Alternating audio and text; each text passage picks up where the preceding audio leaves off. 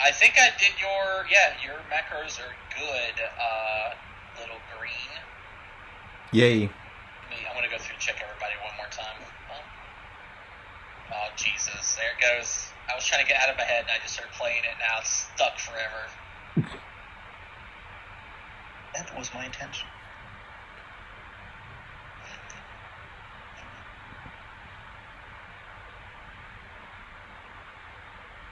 We're good to go.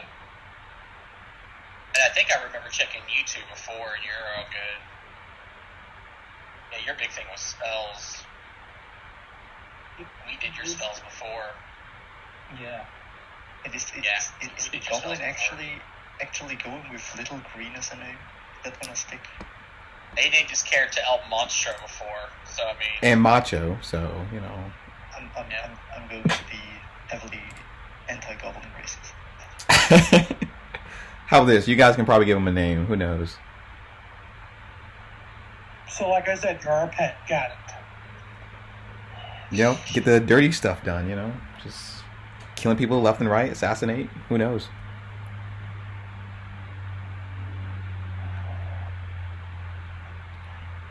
Oh, you freaking monster, Urza! Oh. What? What? You can't just drag and drop the adventures pack. It doesn't work. Oh my God! Okay. I've told you this before. I forgot. It doesn't do it for you. Here, I'm going to delete that. There we go. What happens if you do? It's the item itself, but it's like packed up. It doesn't actually. Inside, it doesn't give him the backpack benefit. Like it was showing that he was at 4 of 5 bulk, and because the adventures pack has 2 bulk of stuff in it, but you don't get the credit for having your backpack on you. So he's literally walking around with a bundle of shit in his arms. Wait, you only have 5 max bulk? Yes, I only had 10 strength. At least it's not negative. I did not think it would be that low if you have 10 strength. Yeah, I'm 10 strength, but his base is 5. I have no strength and no modifier. And your max is 10. But I can get 2 bulk in the backpack, though, yeah. That's what it was for, but you didn't have it listed like that, so that's why I am fixing it. I imagine if we actually call it, I'm just going to be like, oh yes, look at this goblin. My father gave it to me as a gift. Oh. Wow. Little Green would just bite your ankles off. You just read about the people when they laugh, they don't laugh, they just say posh. Posh, posh, posh, posh, posh, posh. I mean, that wouldn't be out of the thing. Urza grew up around nobles and in noble society, so doing with etiquette and everything. So imagine. Urza, who was this ghastly man? Oh, this little goblin. Well, my father. He likes the practical jokes. He gave it to me as a birthday gift, and I couldn't. I felt so bad for the droll thing. I kept him around as a pet. Okay. I'm going to poison your next meal. An anti-goblin racist paladin, it's probably not a good time to bring up slavery. Paladin. We are. Well, 2 of us are lawful neutral, so I'm just saying, it's not illegal if we choose to make it legal. Just it's saying. Also, a lot of accidents happen in the forest. It's also not illegal in a lot of places currently in this time frame. It's not. Yeah, but Teliax, really? Teliax, Nadal, what's the other one right next to it? What's the...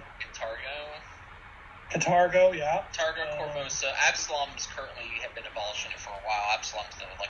I'm trying to think of the thing about it, though, is Iyamade isn't against slavery. Now, if you were like a paladin of Milani, then yeah, you'd be all trying to stop that. Big into it, yeah.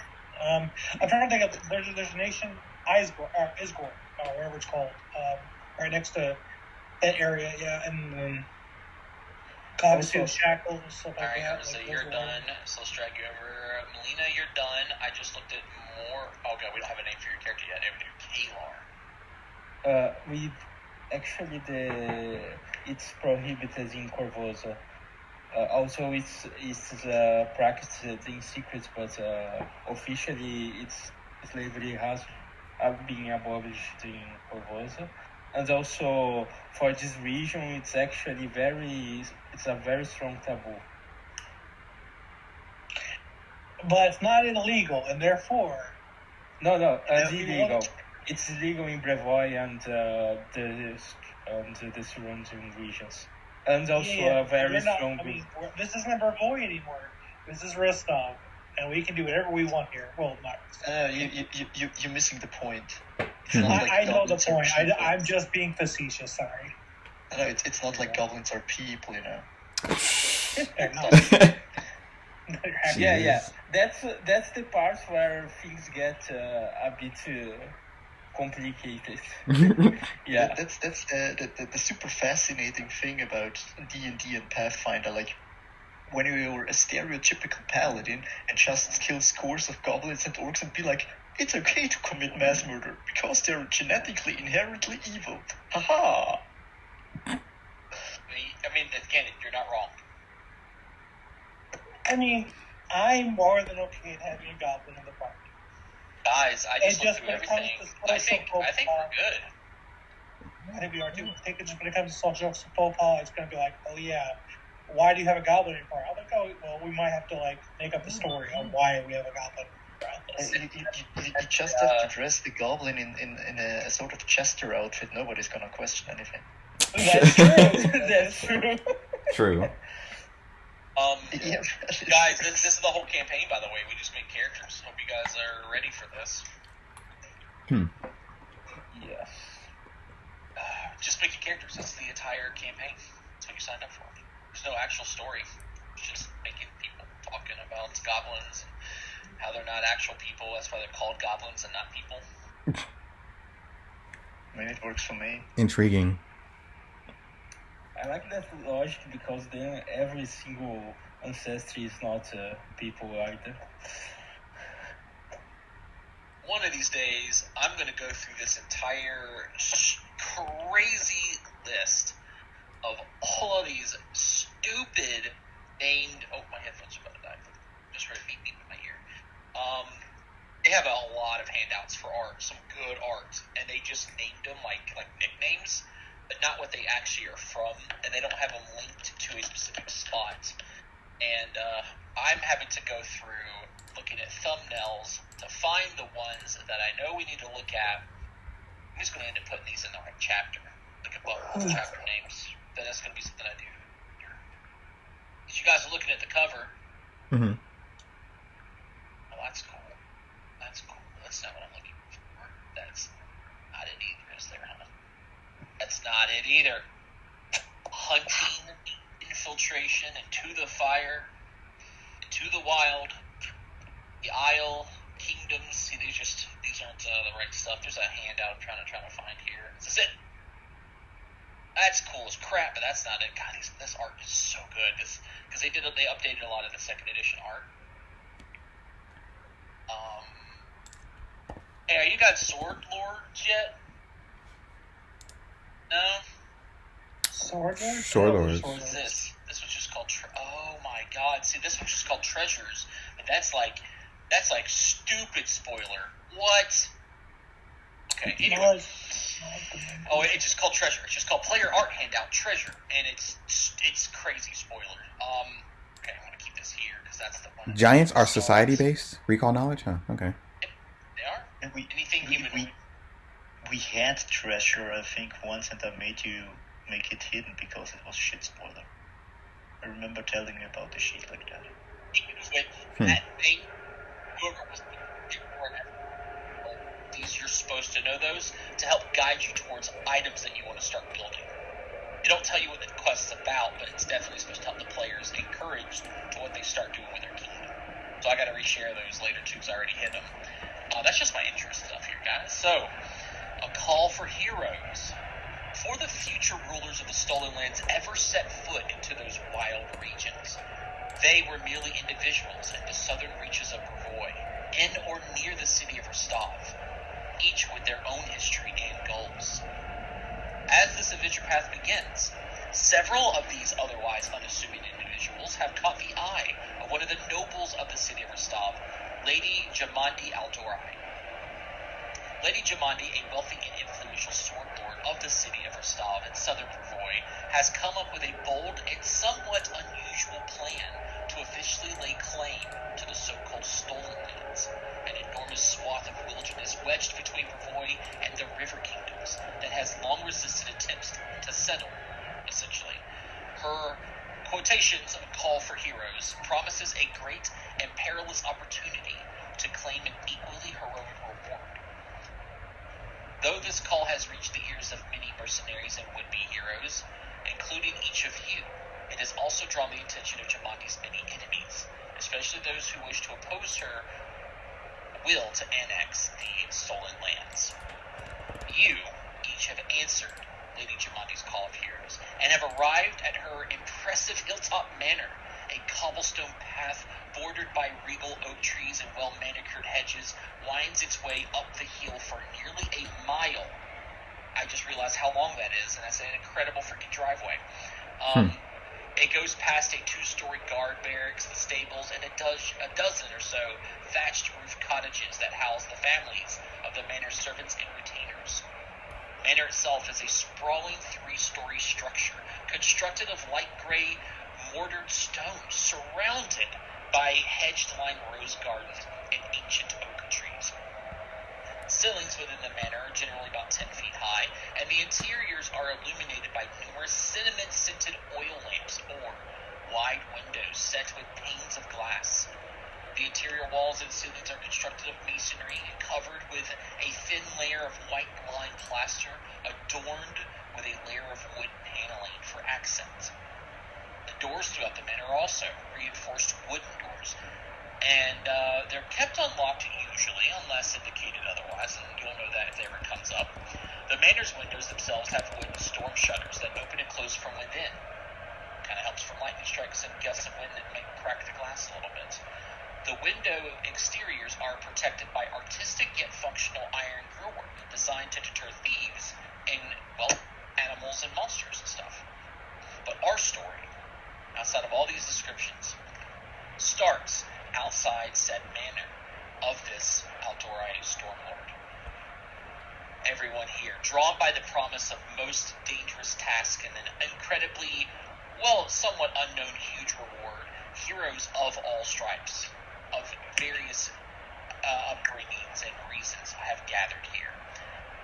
Like your group, between these oaks on this walkway that I described from before, leading up to this manor's front door, you were all 4 of you, in addition to a lot of other people, awaiting your turn to be led to the Great Hall. Others who have answered her call also wait.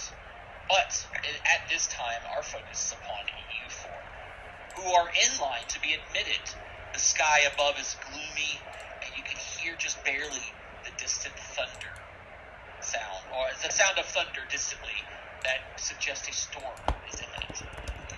So everyone, in some sort of order, I'm going to do it by the names as I see them on the bottom. We're going to have you describe what you look like. What do we see as the camera pans by each of you?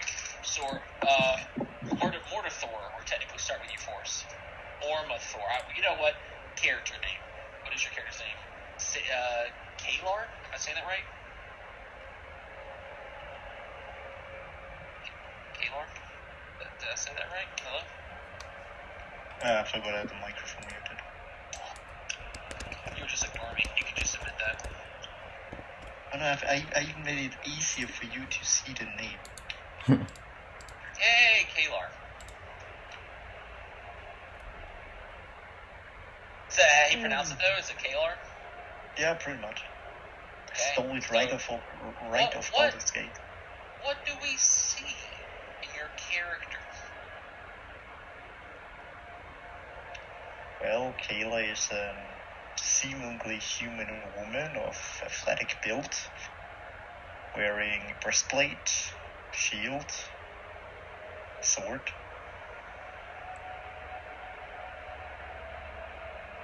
Oh, you're switching something around. I'm switching the map around. You guys are outside the manor right now. Hey, here we go. Is this about right? Close enough? You don't have to describe the picture, but close enough, right? Yeah, that's why I picked it. Okay. What is she wearing on this day? Knowing that you're here for a dinner, essentially. She's wearing a breastplate. It's basically the only thing I have. I don't have fancy, nice, noble clothes. Oh. Okay. As you are introduced, a servant calls for you and leads you into the building. And we're going to go to the next person. We'll do Urza. Urza, you're next. What do we see in this striking oblin slave owner? Well, the first thing you see when you see Urza is her striking appearance, but she wears black leather. Her black leather clothing is very stylized with like gold trim. It serves as both like a noble, like a very expensive looking outfit, but also combat gear almost. Look what it looks like from afar, at least. Around her neck, she's wearing a silver key. Actually, sorry, it wouldn't be silver; it'd be gold. Sorry, it's looks like a golden key around her neck, and she has a top, as you can see, very curled, very stylized, curled, black and raven black hair, and on her hip she has a weapon that is a rapier with it looks like this. I'm going to post in Discord, but like instead of like the blue rose, it's actually like a black rose. So it's more of like a stylized black rose rapier. And as Urza walks, as you see her walk, she looks like she took a sensitive amount of time for her appearance today as well. There's a Magic the Gathering card that I used to really like playing. Her name is Marchesa the Black Rose, and it just makes me think of that over and over. Her whole thing is like kinda, yeah. Dethroning kings.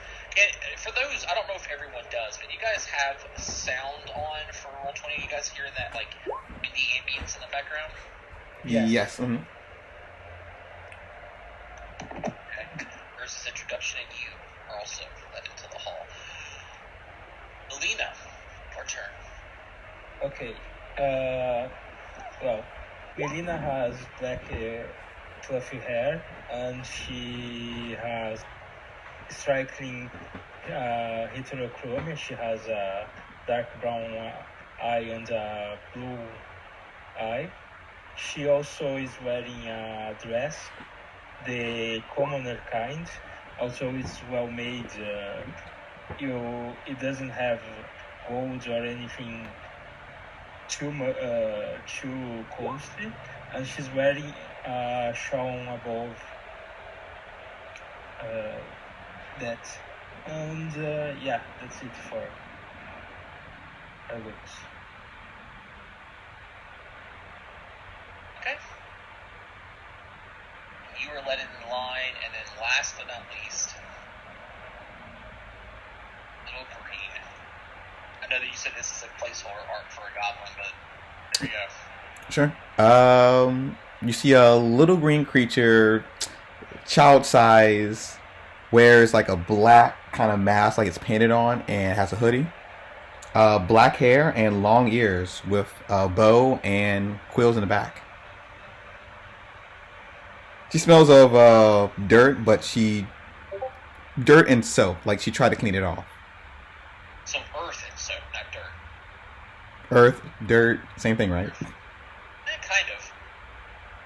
No, earth. Well, technically, dirt is not earth, but you know. But yes. Oh, Galarian? Is it Galarian? Is that what you said? Earth has a certain inert beauty. There's a refineness, a simple grace and elegance. Dirt is just dirt. Can he get a hero point for that?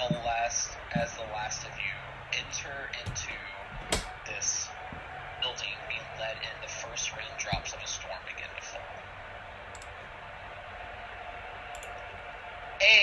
Wow. Two songs. There's a lot of people to disappoint in here. Whew. Oh yeah. Let's see if this comes through. I don't want to be too loud though. And be your gracious, sister, and make your marks. Right, make your marks count. I'll be on my best This behavior. spacious hall has been prepared for a great feast. Several servants hustle and bustle about, while several armed soldiers watch over the hall from their positions against the east, west, north, and south walls. Each are wearing a garnet. I say garnet, but it's like a. Obviously, you can see purple there, and I couldn't change it, so I'm sorry because I don't have actually pictures for it. But they're wearing a garnet-colored cloak over suits of chainmail over one arm, and they each hold a weapon in the other, open and seen. They kind of look like Turk soldiers. If you guys ever seen the Turkish, how they used to have like the entire cloak over one arm, in a way like that. To the north, a fire crackles away in a large fireplace. There's an iron lever secured by a lock that adorns the fireplace's eastern face. Two massive crystal chandeliers hang from the ceiling 20 feet above. Remember I told you it was 10 feet throughout, unless otherwise noted. This is one of the rooms that's a little bit larger. The walls themselves are decorated with painted murals of idyllic woodland scenes, nymphs frolicking amid waterfalls, satyrs dancing with fawns and wooded glades, and various winged fairy creatures flitting through the trees with smiles on their faces. 9 long tables, some pushed up against each other, arranged around the central portion of this room. Each hold plates, utensils, mugs, goblets, and full, ready-to-be-poured pitchers of ale, wine, meat, and water. And a smell of roasted meat and other delicious scents fill the room, yet no food has been served yet, despite the sounds of the soundtrack where it sounds like people are eating. So ignore that. Scroll downwards. As you guys each step into the Great Hall, you are each escorted to, surprisingly, the same table. And as chance would have it, several other potential adventurers are seated at this table as well. And I kind of spread it out so you guys can choose where you want to sit. But this is the table that you guys are escorted to. Obviously, because there's other tokens there. Surprise. Pick wherever you guys want to sit. Over there, anyway. Those two tables. Sister, where would you like to sit? Which two tables? The one that has the other tokens on them. Oh. And the people are just filling people. I'm just gonna waltz over there. I want to sit next to the halfling. Makes sense. I think I'm going to split besides the two women.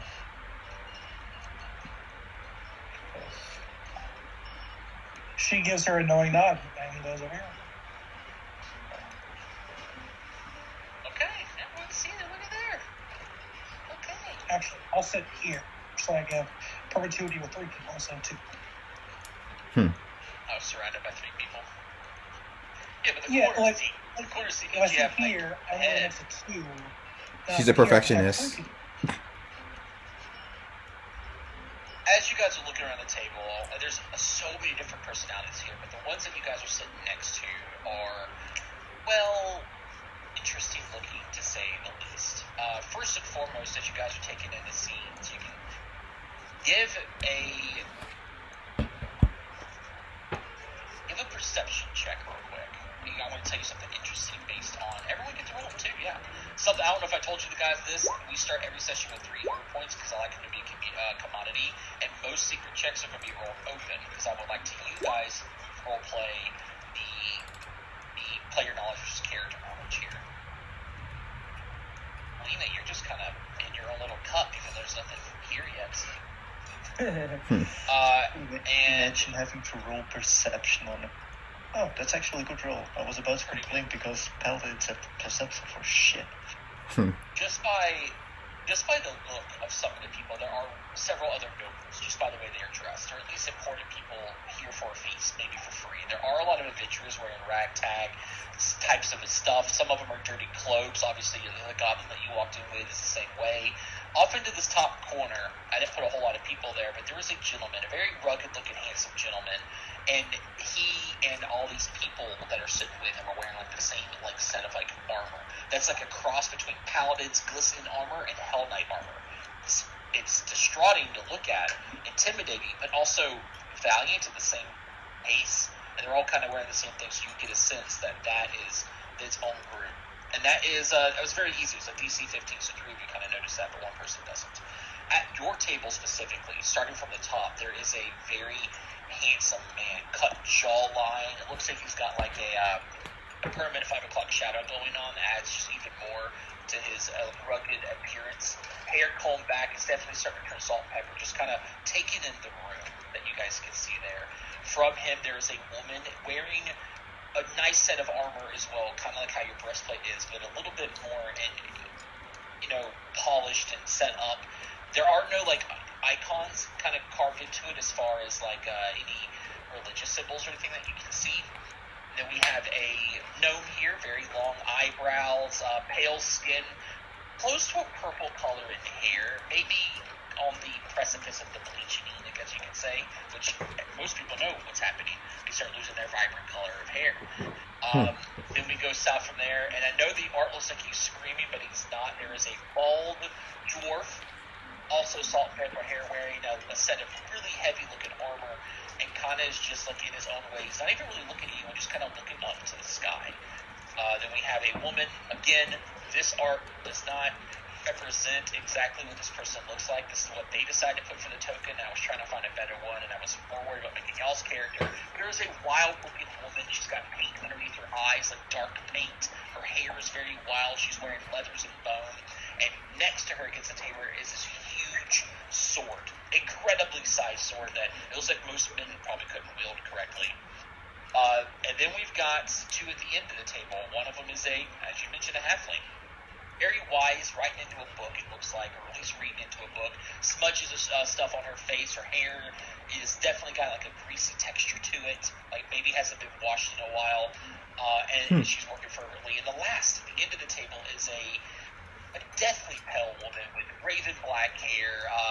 Her eyes look like they have jaundice a little bit, just like they do in the, if anybody knows jaundice, it's like liver failure. They have like a hue of a green to it.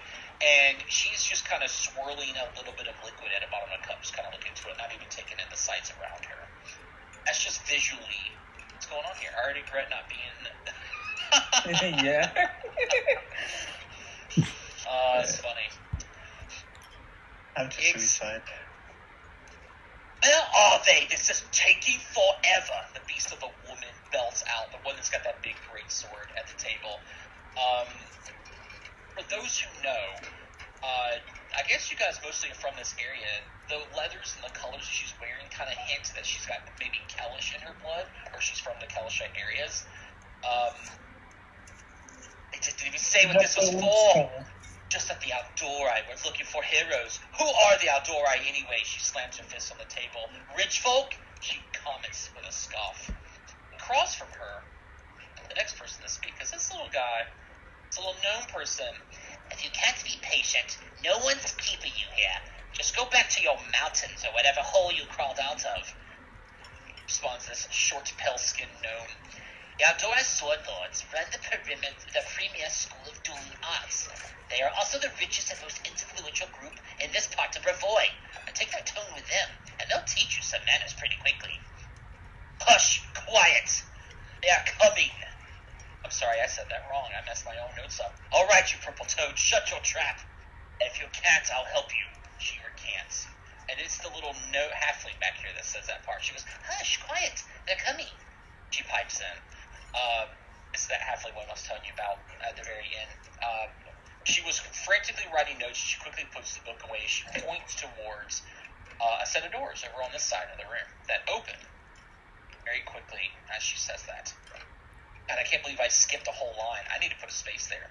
It's page breaks, guys. If you ever see the way notes work in Word documents, the page break messes up stuff. Anyway, It was only a moment or two after you were seated, and you hear this little bit of conversation happen at your table when a striking half-elf woman enters the hall, followed by an aristocratic middle-aged human man with bushy sideburns and a monocle. I can actually looking lair. It's the striking half-elf woman. She walks in, several scars, wearing the iconic looking Aldori armors and colors, the same crimson red cloaks like the guards are wearing.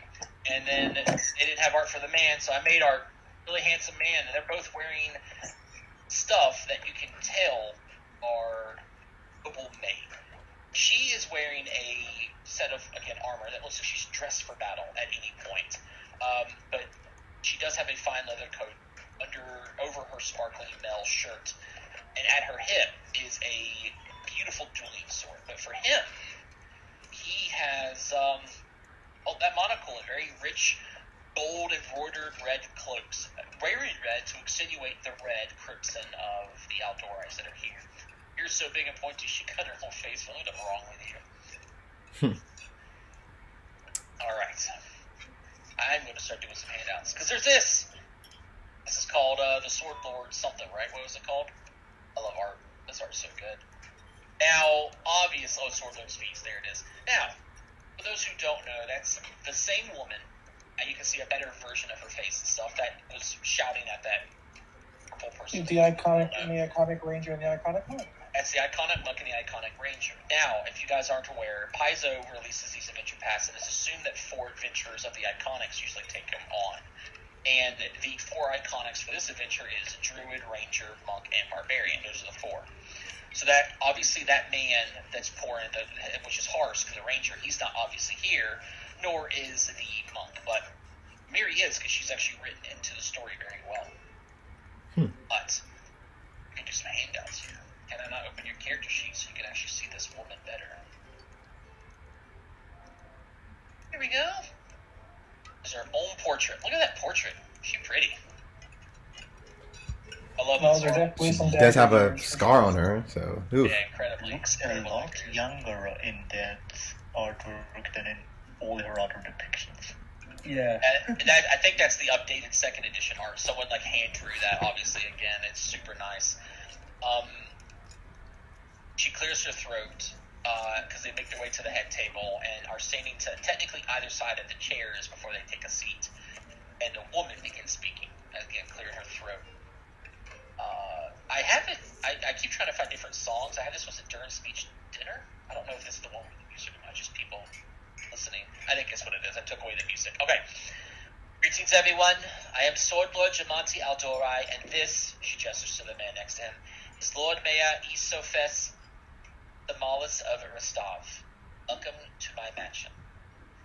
As she says these names, you all get essentially a free lore check here. Brevoy lore, politics lore, or if you don't have either of those, straight society. I don't have any of those. I'll reroll. My time. Nice. Can you guys see their nameplates now? Yes. Yes. Iosef. I said the name wrong. Iosef. I hate Paizo's names. They're so weird. Hey, we have some politics. We have royal lore and a single society. Cool. Little Green, it's beyond you. You don't know what the hell's going on here. Urza is the only one who succeeds here. It's a very high check.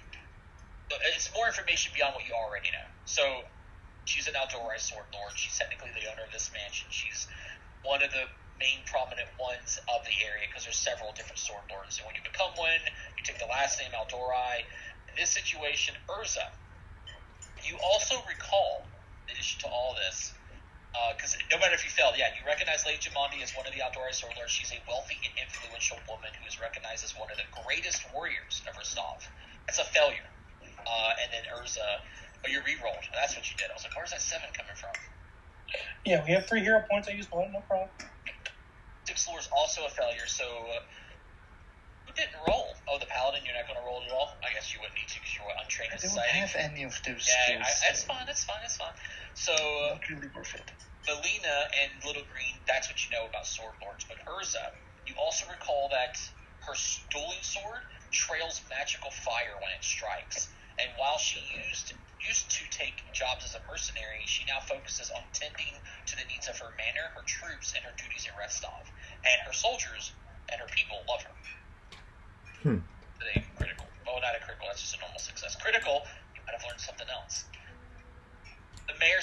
Ezra, Sorry, go ahead. Ezra just talks away that knowledge, nugget of knowledge, and just keeps quiet. The mayor speaks next. He wears a beaming smile. We both thank you from the bottom of our hearts for answering our calls for heroes. You may be few, but that is unavoidable. We need only the best for this great task. I see true heroes before me, strong, fearless, exactly what Restov needs. Lady Jamandi offers the room a broad smile before she continues this introduction. South of here, beyond Brevoy's border, lies the Stolen Lands. This disputed territory, while it's long been claimed by nearby states, has only been claimed time and again by would-be settlers. But because the area has been a haven for bandits and monsters, it has never actually been held for long except by leaders of bandits, currently calling himself the Stag Lord. Restov intends for this to change. If you have enough courage to drive off the dangerous denizens of the Stolen Lands, you can seize territory for yourselves and name yourselves baronesses or barons. Restov intends to recognize the legitimacy of the new rules of this land, and none of the other neighboring realms care enough to challenge you. You are prepared to provide backing as trade partners and military ally if you go and claim these lands. Indeed, you will have actually all of Restov's support if you do this. As she goes to say this, a couple people have some questions that pop up in the middle of this bit of a speech. It's not as easy as saying, hey, go do a mission for me, and then as a mindless adventurer, people go accept and then just run off. People have some complaints.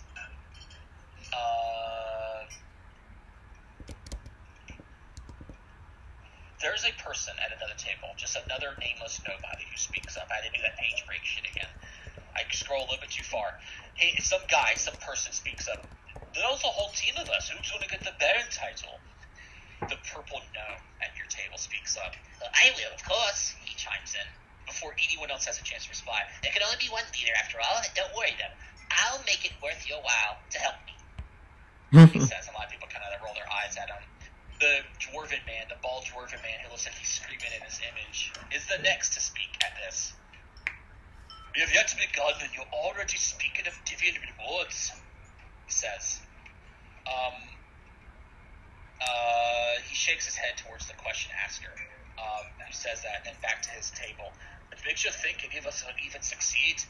There's little point arguing who's going to get the title when we're most likely going to lose our lives out there. Damani clears her throat loudly, interrupting this bit of a squabble. Question. She takes a long pause, waiting for the voices to die down between these few people, and everyone's attention redirects to her, unless you guys say anything as she clears her throat. No, I just want to hear all the chatter. Yeah, not this time I didn't say anything. Yeah. We believe you're all equally deserving of a noble title. Over the course of your respective expeditions, it will be up to you as a team to decide such things, and whom among you would be best suited to rule. Was the answer to that question overall. Now someone else speaks up, probably over at this table, because I don't have them, it doesn't matter, just another random person. It's a female this time. So, if you're helping us found a baronry, what do you gain from such generosity? Very richly dressed, this woman asks this question from another situation. The pale gnome speaks up again. It snaps. Don't ask stupid questions. Why should you even care? What they have to gain and why, that's for Lady Aldora and I to discuss. It is none of your concern. Your concern is to swing your weapon around or whatever it is that you do and serve those who rule this land.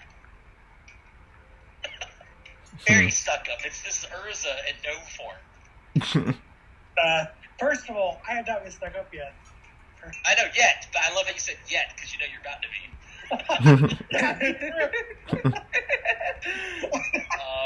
I mean, true.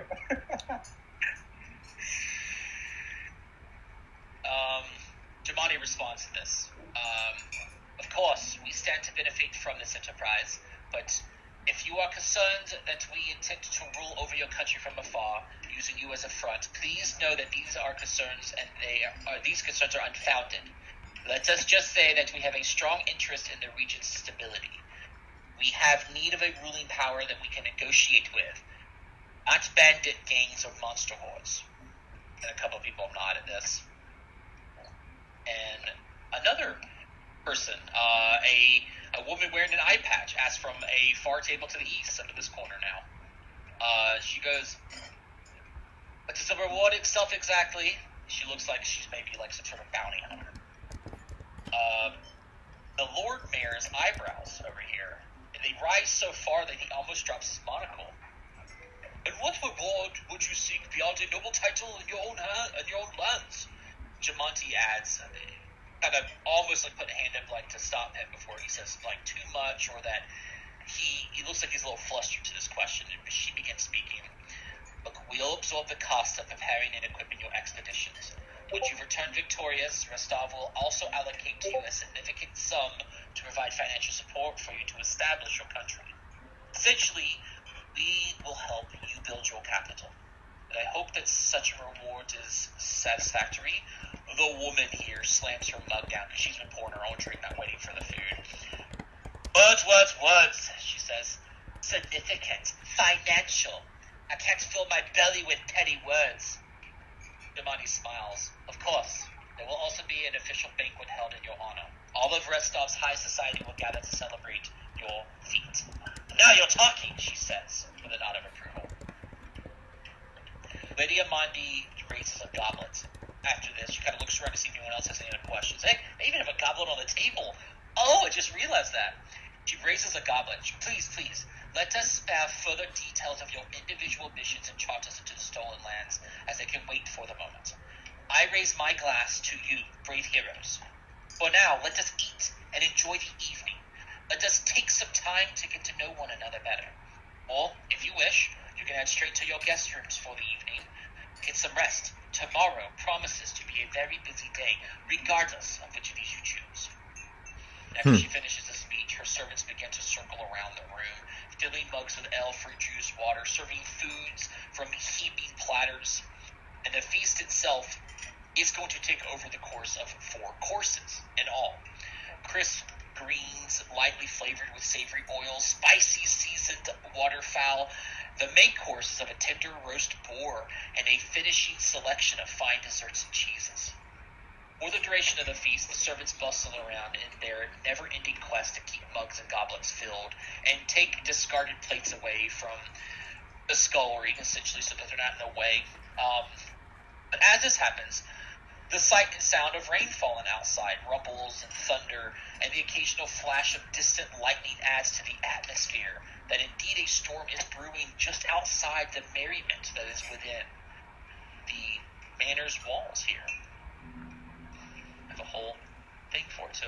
I love this little rain soundtrack in the background. The halfling at y'all's table, as food's being handed out and stuff, kind of looks at each of you, nods with a very warm smile. Almost like you could imagine someone who's practiced smiling like this over and over in the mirror looks at you and does this specific smile. And one by one, or maybe even all at once, when she kind of sees everyone, not just you four, but also everyone else at the table, she goes, "Hi there, my name is Lindsay. What are your names and professions?" And Hello. I'm Milena. I guess I am... Well, I'm an adventurer right now. Okay. You? Looking to the next person, it's like she looks just right across the table here.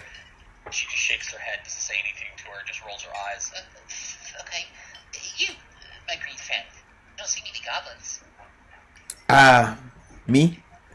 Me here for hunting, helping out, get land back for family. Is your name me? Oh, I apologize. Most people call me Little Green. Well, most people do. What do you call yourself? I don't know yet. Oh, that's an interesting name. I don't know yet. No, I don't know. I'm gonna Leave sue it. you Leave for it to copyright yeah. infringement. leave it to me to question another person's name that they've chosen. And you can see if you can. I'm not sure you can read the common language. She wrote in on her little note that that's your name. So I don't know yet. We keep moving up. We'll we're gonna go to Kaylar, but as she does this woman across, before you even get a chance, goes, Miri, that's my name, barbarian by trade. I fight monsters, that's what I do. All this talking and dinners. Sure, the dinner's great.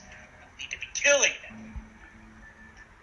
And this guy goes, Aaron, cleric of, well, the end of the world.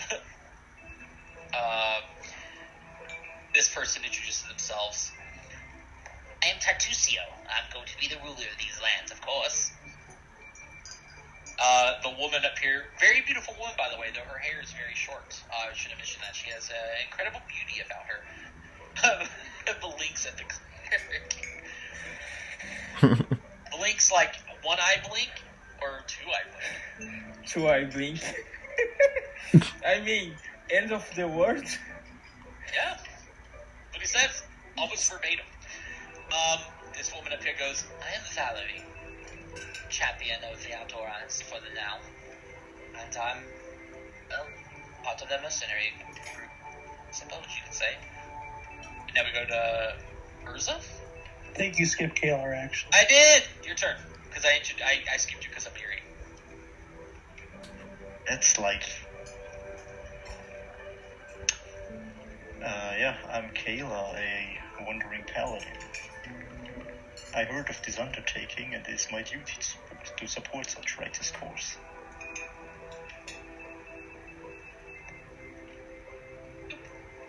I'm slowly putting names in there. You guys can see the nameplates popping up, right? Mm-hmm. Yep. Did I miss anybody? Is Amiri's in there? Amiri is in there, okay. Yeah. You didn't get this bottom woman's name yet. And then we can do Urza. My name is Lindsay herself. Oh! Urza does it. You're right. Forgot about Lindsay's nameplate. Yeah, you're right. Urza gives like a slight kind of bow. And says, I am Urza, duelist by trade. Duelist by trade, that's your job? Well, I mean, I may not be telling the truth, but that's what I tell her. Yeah, we're not going to just tell her everything right it's now. It's not technically a lie. I am a duelist. I've been trained in fencing. But, if you have to say it's not technically a lie, it's a lie. Okay, well, here's a little insight to Urza. She might say a lot of things that are technically not a lie. That's what she says. She says she's a duelist by trade. The guy at the end speaks up. Mega Vaughn, third son of a perfect baron. Nice to meet you. Says she nods to everyone who's done the introduction. She gives a little side eye to this girl over here, didn't say anything, and she just shrugs and does her own little sigh, and then goes, I'm a bard, but truthfully, this is my first ever real adventure. She sticks out her tongue as she begins to concentrate on writing some stuff into her book, and taking an occasional break to toss a grape into her mouth. So, this is what's going to happen here, guys. During this feast, these 4 courses, I guess you can say, there's going to be enough time to chat among yourselves, or even with the other people here at your table that you share. For the feast itself, we're going to be using the Influence Encounter subsystem. And the feast itself is going to play out over 2 hours, but we're going to break it up into 6 separate 20-minute rounds, essentially. In each round, you, as an individual, can attempt to do one of 2 things to someone at your table. You can influence them or discover something about them. Influencing is the way that you're going to essentially earn influence points. If you're not familiar with it, there's several checks that can be made, and based on where you get, things may or may not happen.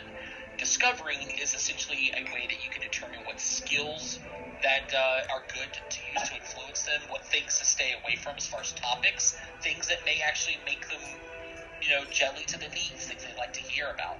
When you discover, you quite clearly can ask a bit of information, like what is their weakness, what is their resistances, what's their lowest skill, and multiple people can ask that same question. For example, let's say that Urza really enjoys people lying to her, so deception would be her lowest one. Someone figures that out. One of you can also roll another discover check, success find out her next lowest save may be stealth, because she likes talking about shadows. As an example, so you can learn. I can give you the lowest one actually. Well, which one would be the easiest to convince you? Would it be politics? Performance. Okay. So she likes to be entertained. Yeah. So. Aside those that you have seen speak already, the pale-skinned gnome, the halfling who's writing in her book, the scythe elven woman. Oh, I forgot to describe her. She has a scythe kind of resting against the table too. A really nice scythe. There's the muscular woman, the bald dwarf. The other two at your table, they haven't really spoken of much. Is that woman, beautiful woman, exceptionally beautiful actually. She's got striking blue eyes, a warrior's physique, kind of like you, Kalar. Her hair really cut short, accentuates her smile. And you can see, like, during the feast, too, during the entire time, a couple people have come to try to talk to her, and she's turned them down. She's had a few suitors show up and actually speak to her. The other man I mentioned before, he's got the, constant shadow of a beard on his jaw. He's got a very distinctive sword on his hip that bears a specific crest. It looks like 4 hatchets arranged in a circle. It's on the pommel guard. Of course, these individuals are hardly the only guests attending the feast. The other tables are filled with a wide range of guests, most notably that gentleman that I mentioned on the other far side over here. Now, with that being said, does the gentleman over there at the other table have 2 swords? I don't know what he's got equipped. I can look though. He's got his sword. He doesn't have his crossbow with him, and a little hatchet. As I mentioned this, and I should have done this before, I put it in the wrong space. Give me another society check, or no, society's the only one. You guys won't have the lore for this.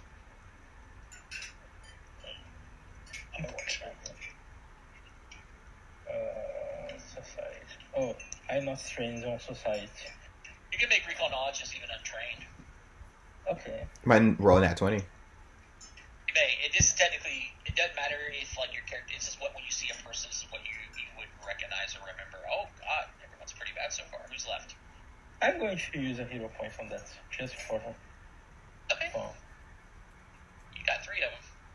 So hey, you're bound to get if you keep going on that road. Who hasn't rolled yet? Oh, so you're not going to roll it? Okay, got it. Hey, I have a modifier of 0. It's basically not worth it. I mean, you could roll it for the crit.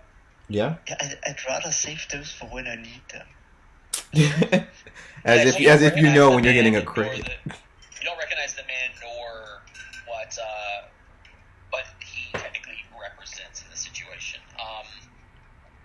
But like I mentioned, they're all wearing full distinctive suits of armor. They teeter on the line between valiant and glistening, haunting and terrifying, like a cross between paladin armor and hell knight armor. Also, don't forget about yourselves. You're also part of this feat. Getting to know the NPCs will help, obviously, but this extended roleplay encounter is also the first chance for you guys to introduce yourselves to one another. Interactions between each of you will never take influence actions. You guys can just talk freely amongst each other.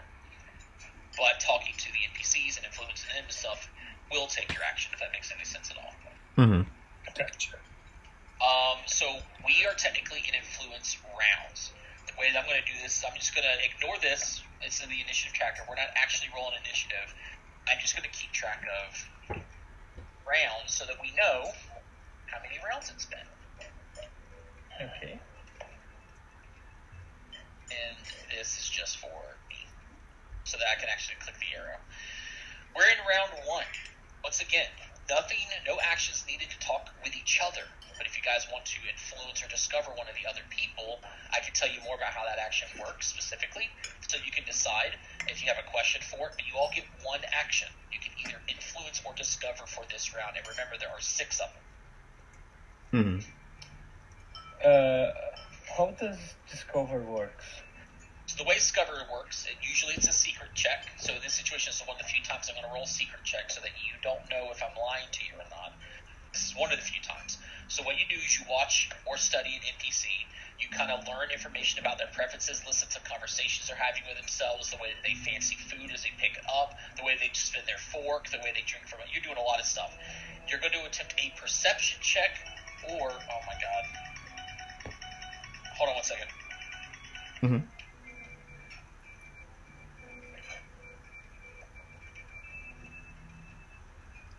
unfortunately secret, so we don't know if we did good or not. Yeah. I think I might just try Sorry to about that. guess. I was going to phone call. Back to the description of Discover. So you'll roll a perception check generally, but you could also roll an appropriate skill as determined by me. Like, for example, you could have, if you have like etiquette or maybe you happen to have Kellen lore, some sort of lore that would represent something that you've seen already. This guy talking about he's a cleric. Maybe you could even roll religion to identify something about him. This guy mentioned he's a noble, so maybe politics lore. This is something you're studying them. You're not actually trying to influence them.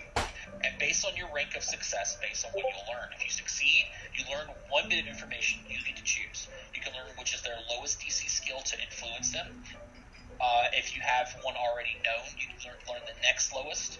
You can also learn one of his personal biases. Essentially, you get a read on how much influence you've gained with them. That's their personal bias. You can learn its resistance or one of their resistances. They have multiples. Resistances gives you a penalty to something. For example, Urza may not like goblins, so goblins talking to her may take a penalty of up to 2.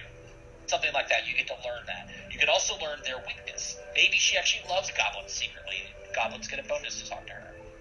That's just another example. You had right the first time. That's how Discover works. Okay, and the influence? Influence, this is not a secret one. This is literally just a linguistic check. You essentially spend the round to conversate with them, talking about something.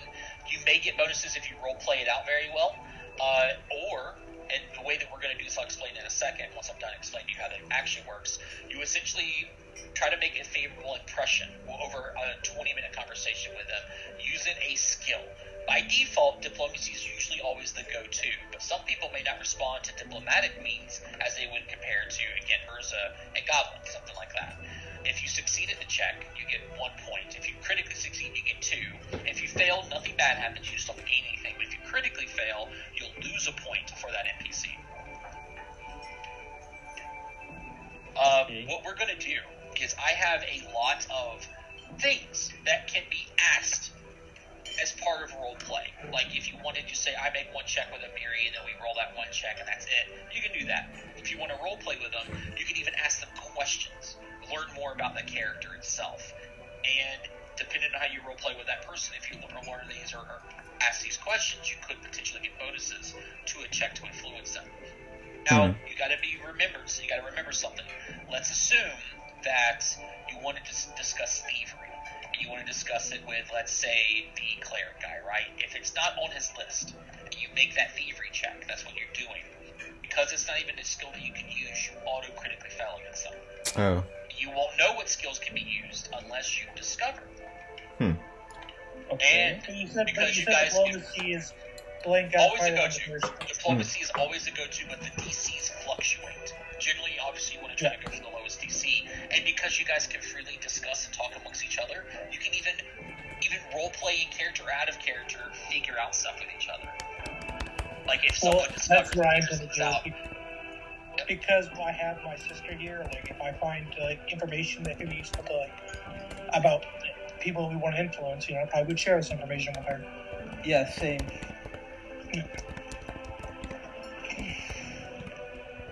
So,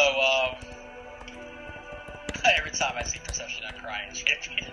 Yeah. Great, I just saw that. I mean, Perception, all is the a people good start out. go-to.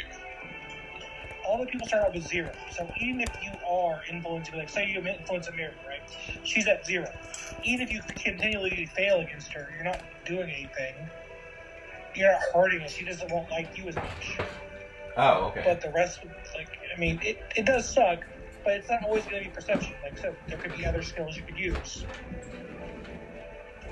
Otherwise, you're just going to sit there for 6 rounds and do nothing. So. Yeah.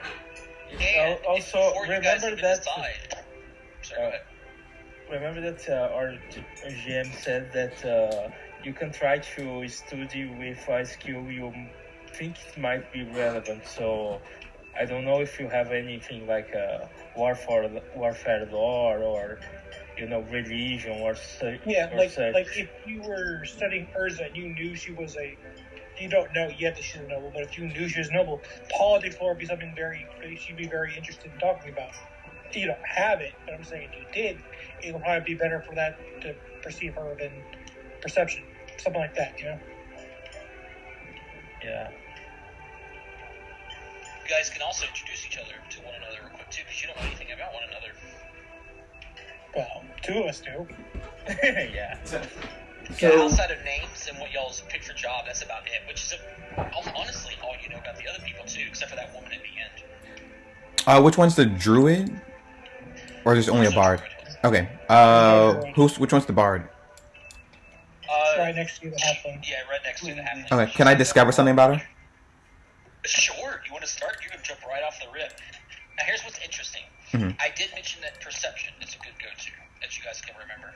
Give me 1 second. I walked downstairs because I need to put something in my stomach because I just saw it was 4:30 and I am hungry. You know what? I'll wait. Want to take like take 3 minutes? You probably want to cook me. I'm running back upstairs now. I was just going to grab some pepperonis and put them on a plate to get a snack, but Pepperonis? Oh, I love pepperoni. Heat it in a microwave and put Parmesan cheese on it. It's like a pizza. There's no tomato sauce. So, when you take the action to try to study somebody, Mm-hmm. You automatically kind of get a couple of things. You can always use perception, always, to try to determine something to discover. But I realized something when you're watching them. You're spending 20 minutes studying them, you learn things. Now, you don't automatically learn like things they enjoy, but you can see a couple of things about them. In this situation, as you're studying Lindsay and you've done your first action, you can discover information of her via occultism, perception, and society. Okay. And I have to... You get to choose the check. And this will always be the same, right? For her? It won't always be the same. You could discover her right now with perception. Next round, you could discover her again with society. You choose the skill that you want to use of those. Okay, so it's not going to be the same. So I was going to take notes on that, but cool. And, you can even write that in that you know that as a note. Like, I want to know more about Lindsay, ? And then you can write those 3 skills. Oh, I thought you said they changed. The DCs change. Oh, DC changed. I'm saying Okay. that you can choose and change what you use. Gotcha. Okay, so what's the 3? I guess we could write it in the campaign notes what we know about these people. Yeah. The whole, where's that at? In this little handout. Do you guys have access to it? Yeah, all players. Mm-hmm. Yeah, I was getting rid of that. So Lindsay can be discovered via occultism, perception, and society, and you don't know the DCs, they fluctuate. You would think that it's written in order, but that's not the case. Gotcha. Okay. Cultism. Perception then. Roll your perception check. Ooh, a 24. Pretty good. You have succeeded at this check, and you get to find out one bit of information about them. Their lowest DC to influence, their resistance, their weakness. Don't ask bias right now, because it's probably not going to do much for you, because you kind of know where their bias is at towards you. Yeah. Also, as a group, you guys are sharing influence. It's not like some old campaigns where you guys each have your own individual stuff. If Little Green gets 3 or 4 influence with Lindsay, you all technically have that much influence with Lindsay. So what do you want to know? If I say weakness, is this like a monster thing? Like she's weak to cold iron, or weakness in this situation is something that you can focus on during a conversation to get a bonus to the check. Yeah. Okay, weakness then. Let's try it out. It's basically like what's her lowest skill to influence her with, essentially. No, that's something separate. Asking her lowest skill is separate than asking her weakness. Weakness gives a bonus. Lowest skill is just the easiest DC. Like, I think what the GM means with weakness is more like it's a topic she likes talking about. Oh, okay. Yeah, I get you. Gotcha. Okay. That makes So weakness. You want to learn a weakness? Okay. You feel, and based on the little things she said, and you even kind of glance over, read her book, it looks like she is eager to find someone that she thinks will be a true hero of the Stolen Lands. So you feel like if anyone attempted to influence her, brag or cite accomplishments and heroic goals, essentially not bragging about, I killed 3 children, like bragging about heroic deeds and stuff like that, they will get a bonus to influence her. Okay. So do I keep Yeah. Okay, do I keep going or is somebody That's next? it. Your action's done for that first 20 minutes. We go to somebody else. I'm gonna, as you guys do your actions, I slide you away from the table temporarily. Who's next? I'll try to gather information about this gentleman up here. Okay, Mr. Doesn't have a name Baker. tag, by the way, but He does? does? Oh, he doesn't? Okay, there we go. I got you. There we go. So Mager Varn. Okay. Looking over him, you get a sense that you can discover information about him via society, perception, and occultism as well. But because he's being relatively quiet, and he is very, very, like how you are, very trained in mannerisms, he's masking a lot of, like, normal human things, like looking up, looking down when he talks to people, things like that. You feel like the DCs in this situation are a little harder. Gotcha. I'll continue with the perception. A perception check? Hey, you succeed. What do you want to know about him? I want to know what's the So I was asking about the weakest what's the easiest topic I talk to him about so that I can get in good with him essentially. Easiest topic, you get a sense, again, just watching stuff, that his lowest DC involves a couple of words popped up in conversation, especially when tables nearby, you see him perk up and lean over and listen. It looks like he likes discussing brevoy, heraldry, politics, and warfare. I have 3 of those. Nice. All right, I can put that in there. Let me put in the notes real quick. So, Varn, he likes. I'll put it there. Okay, and then he said his weaknesses is politics, heraldry, and brevoy, politics, heraldry, warfare. Gotcha. It looks like he really enjoys talking about current events or brevet history tied to the nation. Move you away from the table. We have 2 more people left.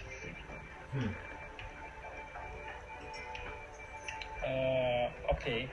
I think I'm going next. And I'm going to do something a bit riskier, but I'm not actually going to study anyone. Milan is going to turn to Amiri and try to influence her. So, 2 things on that. Firstly, Amiri is going to use Halit to talk to Amiri. Okay. So no one else picks up on it, alright. And she's going to say... She looks to you, she sees you look at her, she goes, "We're going to talk?" She kind of utters a weary sigh. Alright, spill it. I'm listening. Milena laughs at that and says, "Sorry, yes. I'm very curious about that big sword you have there. You must have fought some impressive creatures to obtain it." You bet. There is no simple weapon here. Check how big it is. She picks it up proudly, and even though it looks like she's extremely strong, she still has difficulty wielding such a large sword, but she does so with a smile, high above, almost touching the chandeliers 20 feet above. This sword belonged to a real blasted frost giant. I killed the beast and took this looker for myself. Fits me perfectly. My damned trophy. Her eyes flash with menace as if she's challenging some invisible enemy to try to take her sword away from her. Really? You must tell me how that fight went, please. Oh God, you're a monster. You don't need to actually tell it. We can just cut off the scene there. Nothing to tell. I killed the giant. I took his sword.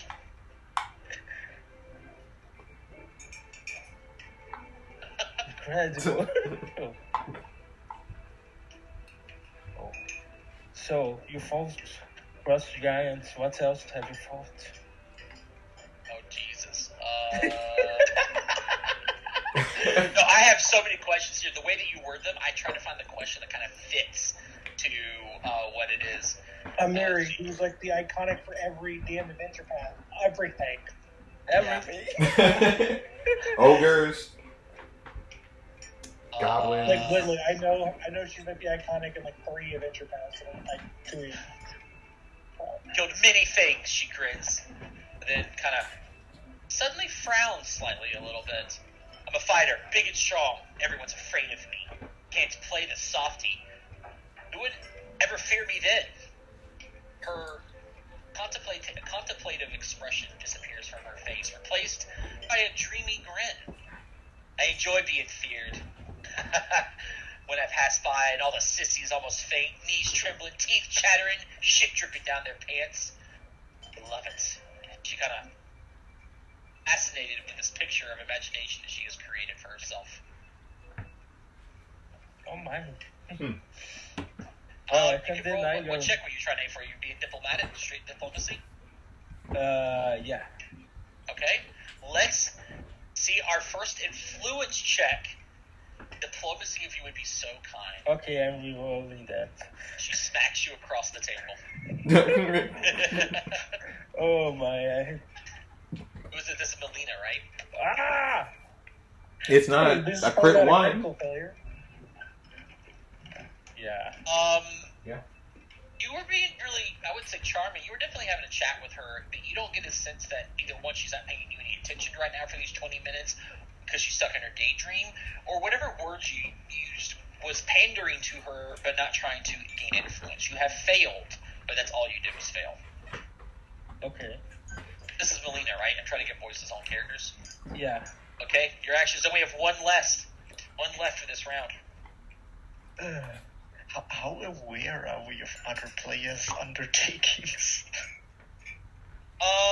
I mean, Amiri was very loud. She's literally sitting right next to you, and there was this conversation. Mechanically speaking, you don't know if the words meant anything to Amiri, because that's how she feels, unless she openly admits, I hate you, kind of thing. But you do see their actions. You do see Urza talking to, or looking at Mr. Varn to the north, studying him. You did see Little Green studying Lindsay. A lot of people are studying each other, kind of like learning, but this was the first time someone was like speaking to one another outside of eating. Yeah.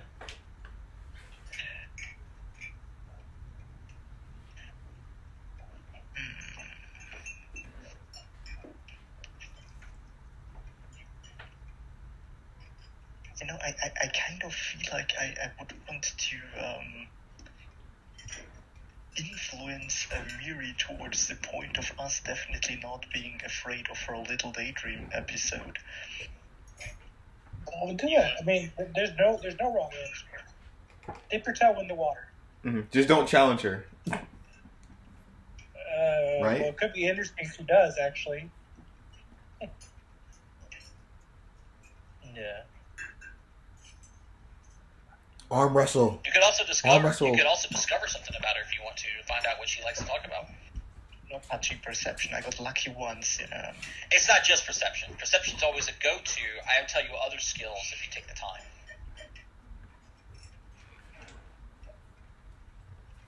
As a reward, essentially, for taking the action to try to ascertain information. You want to just talk with her as well?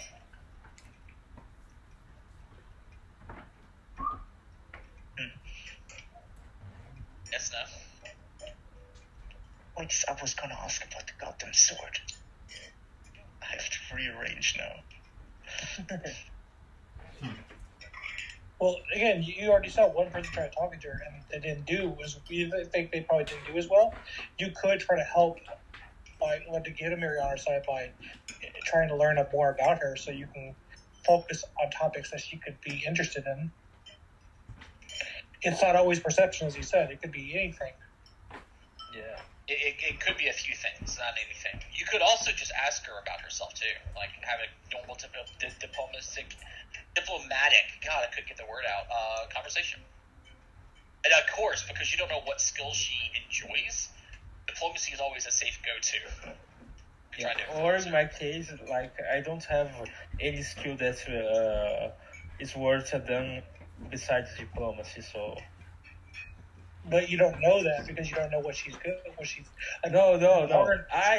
My character doesn't have any skills besides the 3 social skills. What if she likes talking athletics? You could impress her. I don't have athletics. You know what? Yeah, you do. I'm just outright gonna call and I Miri have out. athletics. You do have athletics, that's what I'm saying. You also have, you could intimidate her. She likes people being scarier than her. You could talk No, but religion. I have a 0 at athletics. No, I see your athletics at a 7, 4 from your No, strength. you're confusing us. You're confusing us. Yes. Yeah. You're talking with Rapid and looking at my character sheet. Oh, Melina. Yeah. Deception, diplomacy, intimidation work. Obviously, occultism may pop up in situations you won't know unless you obviously figure out, skill checks. What's their lowest? Yeah, but unless they're like 4 points lower.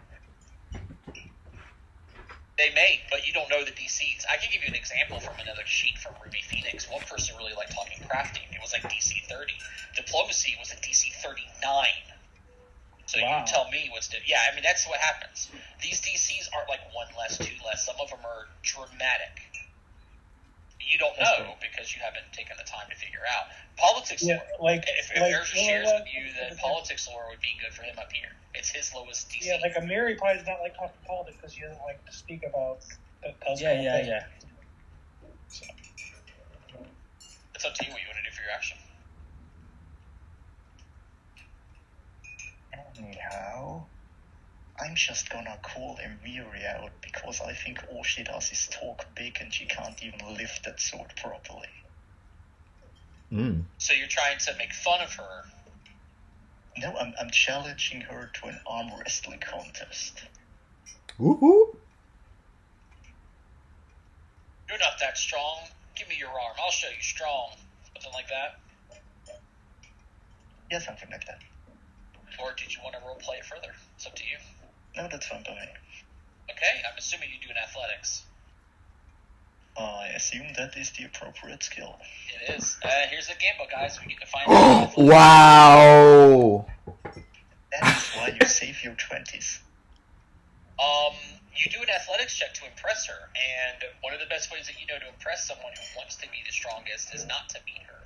So you fight her just enough to make her earn a victory, and she seems rather taken by this. And you would currently you just critically succeed, obviously.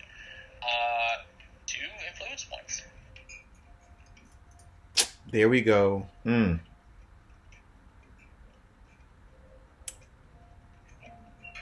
I bet he can probably pick up that sword too. So now we are in round 2.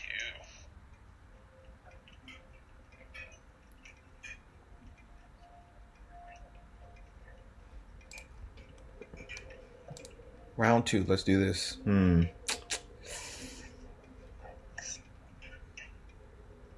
I'll take the lead here if no one wants to take the lead. Then Go for it. I'll speak with Varn about. You said your name was Mega Varn. No. I've been hearing some dreadful things back in Brevoy. Some new policy they're putting in place, and it's going to tear the kingdom apart. I think this time. What nation? Brevoy. So you just want to spark a conversations about recent history, rumors, or is this I'm concrete? more talking about politics here, actually. Is it concrete or is this a rumor? This is actually concrete, yes. Okay. Go on. I have actually not heard of such things, but tell me what you have learned. Well, there's going to be, I hear from my father, who's a rather influential person in Brevoy, but anyways, he's hearing about... But I ask who your father is. He's just some merchant, no one important, but, I mean, not one important to most... you say? No one important to most people, but to me, he keeps his, he spends a lot of time with, bringing goods to certain houses and such. He's known in those circles, but Maybe I know him. What is his name?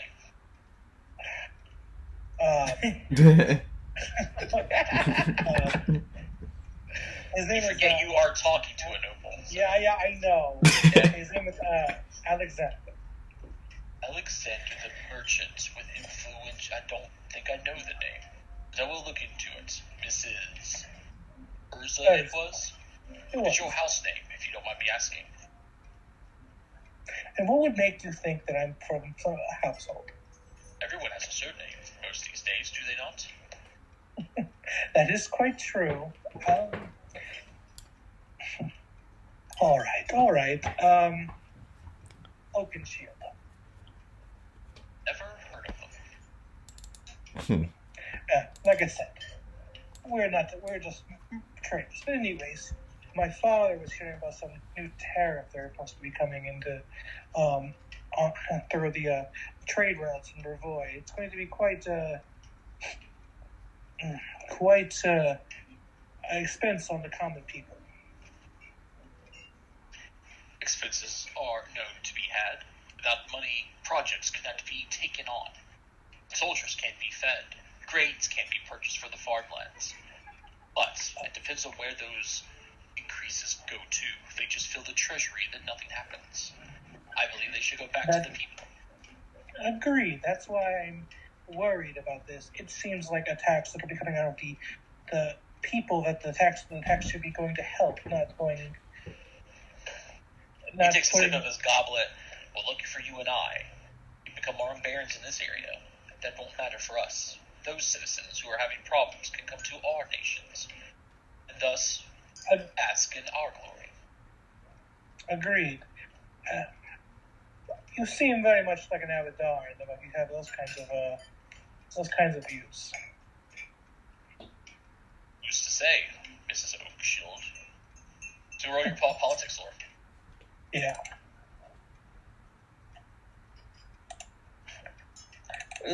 Do I want to keep? I rolled 11. I'll keep it. I don't want to roll it here. Gonna keep it. It's probably not going to succeed, but I'm not going to reroll 11.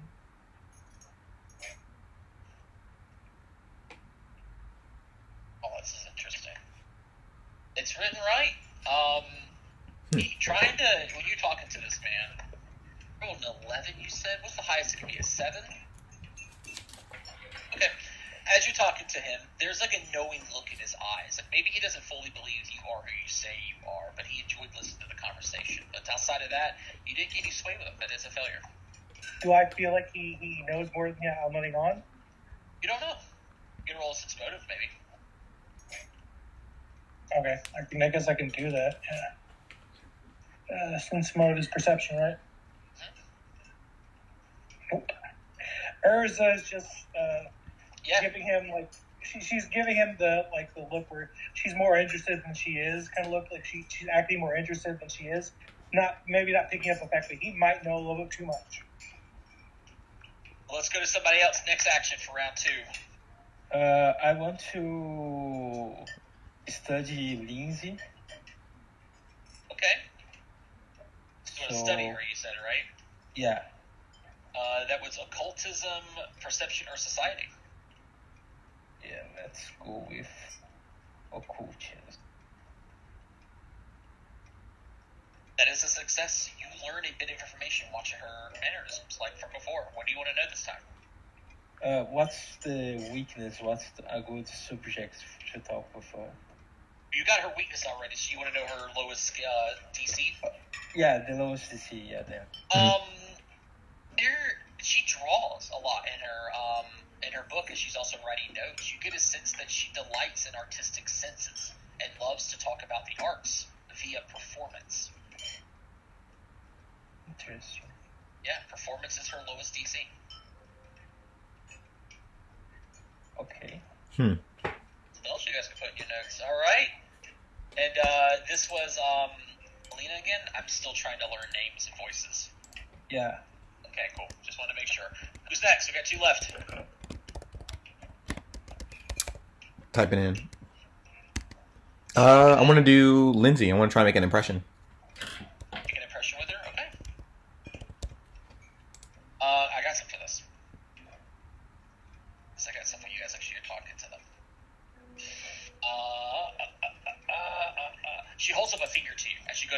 your mouth, like almost touching your mouth. And she goes, "Shh, just a moment. I just got something." She quickly scribbles something in her book, raises her eye at you after she finishes and smiles. She goes, "Hi, little. Oh no, what was it again? I don't know yet. How are you doing?" Good.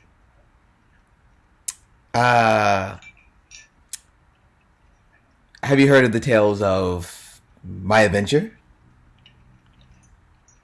I have slayed, I had to write down your name. Of course, I don't know who you are. Oh, well, you can also write this down in your notepad. I have saved some lives, from people in the stolen lands, from monsters, with these arrows. Dozens of arrows. Mostly gremlins. Mostly gremlins, you say? Saving people from gremlins. What were they doing? They were taking people's food away and making them starve, doing little tricks like that. You saved them from mischief. Yes. That sounds okay. You did so with arrows, so you were attacking Fae, and they were just causing mischief? Yes. And causing harm to others. So you didn't try to talk to them and come to an accord or anything? Me tried to talk to them, but they tricked me and hurt me. They also hurt you with tricks? Yes. Okay. So She writes some stuff down and she kind of squints a bit at you. I have to say, I've always been known to speak my mind. Something doesn't add up. Mischief is sure, people stop it, but they don't typically use arrows and cause harm to people who are just setting up a bit of laugh or fun. I mean, I've had people ding-dong ditch me before, and I've never walked out with an axe and tried to cut their head off.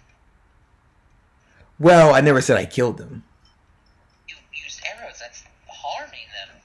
They weren't really harming anyone based on what you Non-lethally, of course. I see. They're still alive. Something else. She still writes something else in her book. I'm assuming you're going straight diplomacy for this to try to influence her. Yeah. Okay. Best thing I got. I mean, I know she doesn't want diplomacy though. It's performance. Performance is her lowest. That doesn't mean diplomacy isn't there.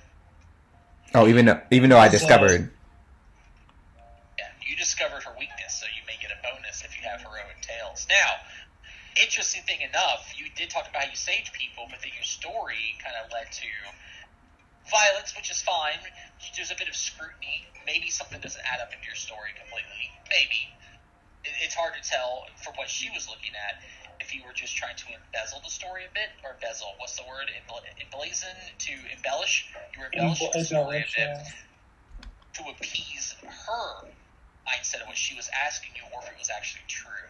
And as such, though you did talk about hero stuff, you usually would get a +2 bonus. In this case, you're getting half that. You get a +1 to your bonus. You still talked about the tale, and you like stories. Gotcha. Oof. It's terrible. Reroll. Their hero point gone. A 22. She writes it in. She goes, "Thank you for your tale. It's very strange, but I can understand it. I'm glad that at least you tried to handle it with your words, and then use your arrows and did grazing wounds. I'm assuming that's how that works. I'm not a big fighter. This is my first adventure. I just have read books. But thank you. No problem. About that now, I suppose. You have succeeded at this check and have earned a point with her. Neato. Hey, buddy. What? I'm talking to you. You talk to me now. Sorry, my cat is very verbal for those who don't know. I know 2 of you do. And save. We have one person left for this round. Once again, last but not least. You just kicked Lindsay off the table. I did. I grabbed the wrong small person. There's only one. No, there's 2 small persons. 3. No, 2. Goblins are more people. That's right, goblins are people. There's a small thing and then 2 small creatures. Thank you. Ow.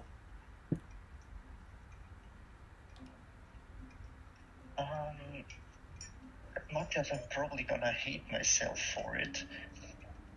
I would like to question Harim about who or what he actually serves. He was talking about the whole end of the world stuff. Hold on. I'm definitely gonna hate myself for it, but I think somebody at least is gonna appreciate the knowledge from this.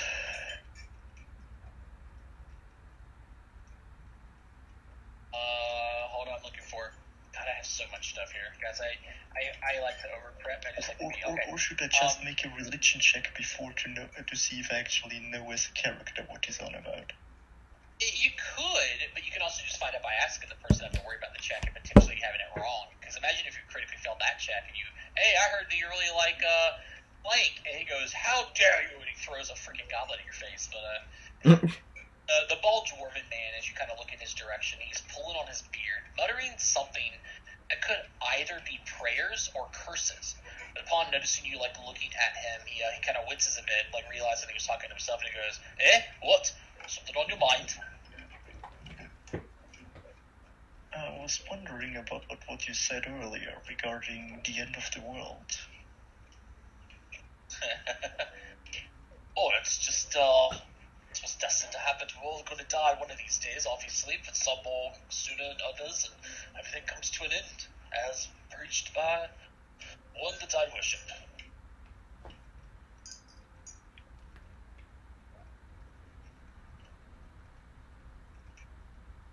Who is that? Oh, you wish to learn about Grotus, huh? Well, it's the end of all that exist. He smiles. He obviously has been waiting for someone to ask about this deity. Look around. What do you see? Look again and realize that everything would be destroyed. Our clothing, our armor, it all turns to dust. The walls of these palaces will crumble to ruin. Trees will fall, and you and I, we will die much sooner than that. Grotus is a time watcher, you see. He's been locked away by Pharasma, the goddess of rebirth. From her boneyard he watches over the world, knowing the time for the final reaping shall come. He is the bloated moon hanging in the sky. He is the harbinger of the last days. He is the one who will stay when we all are gone. As a servant of Iomedai myself, I prefer a more hopeful outlook on things. I think humanity and all the other races will cling to life for a very long time. But it's still gonna happen. Maybe, maybe not. That's not a maybe not. It's been preached. It's actually gonna happen. When the last soul is judged by Pharasma, the moon will come crashing down. All will start over, destroyed, as said by the last prophecy spoken by Pharasma herself. It's not an if, it's a when. It could happen tomorrow, for all we know.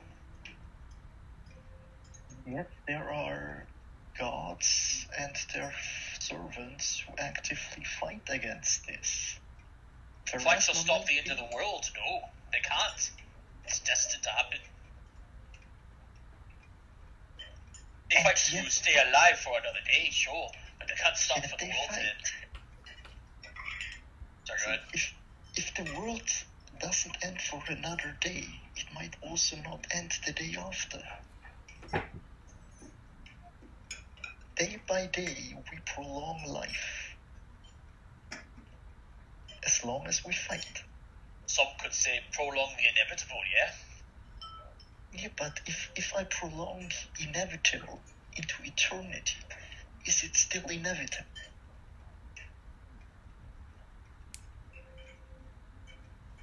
I feel like I'm talking too smart for an intelligence character. Probably. Sounds like you're making sense though. Well, that's the thing of Curtis, people who worship Curtis, is they become kind of nihilistic in the fact that it has to happen. They're basically And insane. they know it's going to, and some of those cults try to usher the end of the world, but that's Maybe. beyond their capabilities. A lot of people who accept it are no longer afraid of death. And they're trying to preach people to also take in that same mindset, so they're not just doing mindless struggles for no reason. He shakes his head in resignation at you. It's not I to try to convince you to believe anything else, except for the fact that most gods have something to say to their followers. Some speak to them directly, others hear whispers, like Brutus's followers. Brutus doesn't speak to his clerics. I don't know if he imitates teaching, but he doesn't actually need any clerics. He only allows his whispers to be heard, and only by those who are dying to hear them. His words are unclear, but they call to you.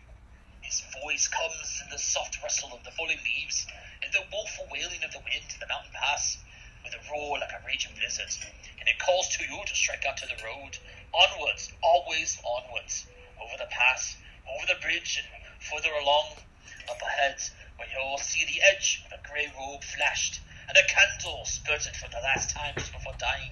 Onwards beyond that, onwards always, until your feet can carry you no more. And then you see it, oblivion, and you know that it's there. Well, it is nice to see that even when confronted with such a bleak destiny, you can still draw such strength from it. Oh, it was Grotus who opened my eyes. He showed me that failure is a manifestation of his will. The end time is near. Every failure is just another step towards it. Torok's curse is only half the reason for my failure. The other half is the blessing of Grotus, which I have borne from early childhood. He smiles warmly at this thought. So the short answer is Grotus. I feel like he has called to me. He has many of my kind, and I follow him willingly, like you do yours.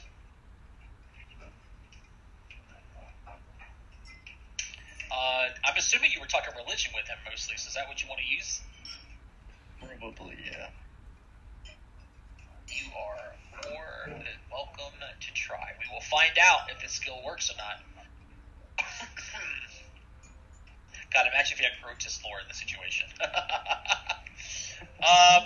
He enjoyed talking with you. You get a sense that you got a point with him. Nice stuff. Grotus lore. What the fucking lunatic would you be doing with Grotus lore in your own He raises his Well, if you sword. were a cleric of Grotus, maybe you had it. Yeah. If one of you would be a cleric of Grotus, everybody else would stab them in the back. Oh, that's what they would want. They would want that, though, because that would mean that the end is for them now. They want the end to happen. Well, it's everyone for another round. Let's go into round 3. Now, we'll do this round. We can probably wrap up and then save the other 3 rounds for next time we meet. Did Melania share the information she learned about Lindsay with her sister? Yes. I'll go ahead then. Lindsay, you said that you, I hear you like tales of heroics, but also I heard you like the form of arts. Have you ever heard of the dance of the 7 warriors?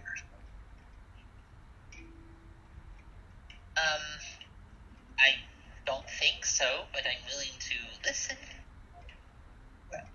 There I is didn't a tell anybody that I like stories. Who told you that I like stories? Well, She you looks at seem this to be giant writing book she's down- writing in. Oh, You you seem saw to be that I writing like down- stories. Okay. Continue. My apologies. There's a story that's been passed down to my family, and there's a 7 warriors who defended the rights of their kingdom against evil tyrants, and we honor them by making a dance. And that there's a specific dance that we learned from each of them, incorporating each of their specific fighting styles into a sort of dance routine. It's actually quite interesting if you'd like to learn more about it. You honor, is it the dead or those oppressed with the dance? So we honor the warriors who fought for the ones who were oppressed.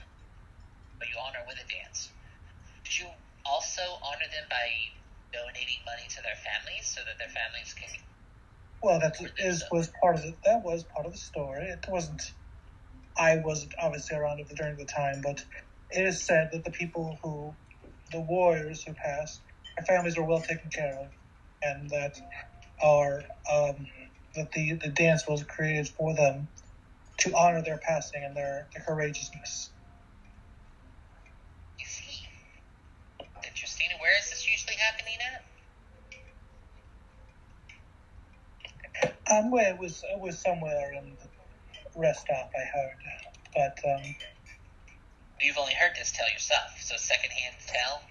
She looks a little. It is not my own tale, to be fair.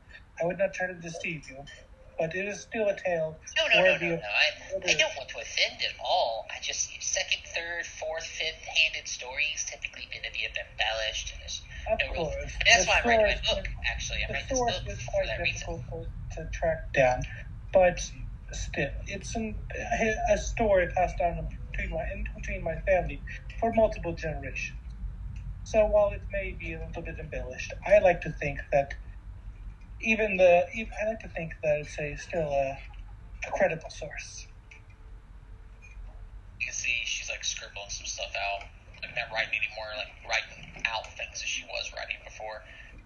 Okay, I understand. Thank you for your tale. What check are you trying to use to influence her? Performance, actually. Okay, roll your performance. You do not get a bonus here, as this was not a story about you. Well, fair enough. I'll keep my 16 as well. Where is my NPC dinner stats? Oh, that's Harem. Hijkl. Here we go.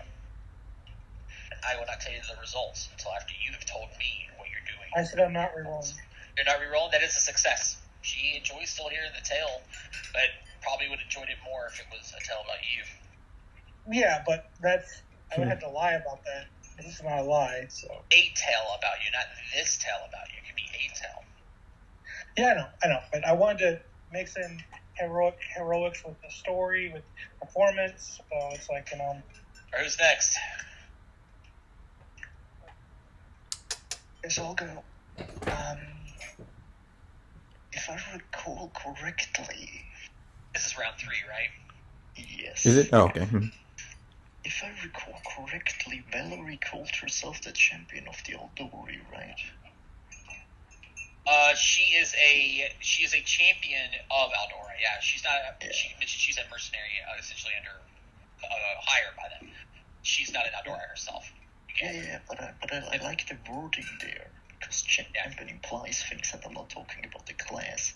So I guess I'd like to try to make an impression either with diplomacy or warfare and ask her about whether she likes doing what she does. Like, she calls herself a champion, so I'm assuming she likes to defend other people.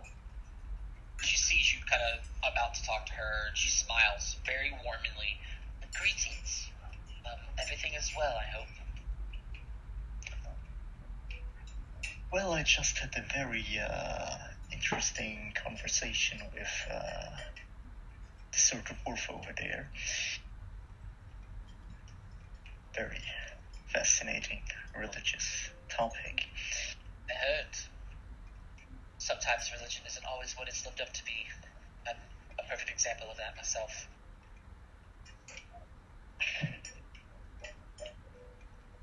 You know, not going where I wanted to go, but I'm just gonna roll with it and ask her about it. Well, I guess it would be easier to kind of give a bit of backstory, I guess you could say.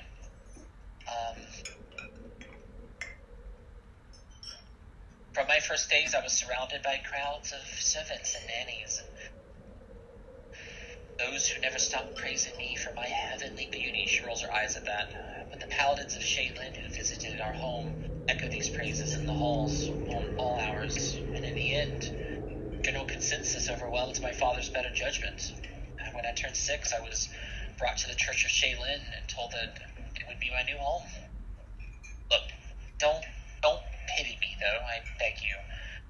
Many who bear this story immediately assume that my parents were cruel and had no love for their child. Her eyes become stern as she says that. My parents had respect for me. They taught me something that has supported me all my life, a sense of self-esteem. She pauses only briefly and swallows a bit before she continues. Besides, they didn't abandon me. Once every 6 months, they would come and visit me at the Order of the Eternal Rose. And we had some tea, and we had a talk and walked around the garden for an hour. And then they would take their leave, as etiquette demanded. It's back to what I was speaking of for Shaylin. As if you're not aware, Shaylin is a goddess of love, beauty, and art. Her paladins are something like armored artists. And that's how they like to think of themselves, at least.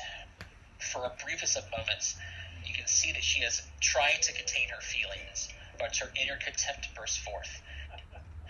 Honestly, they are fanatical defenders of worthlessness, and artistic paintings and meaningless poems. If you care to know my opinion anyway. How much does my character know about the Church of Shaylin? Roll a religion check. Let's find out. Everything. Ooh. Everything.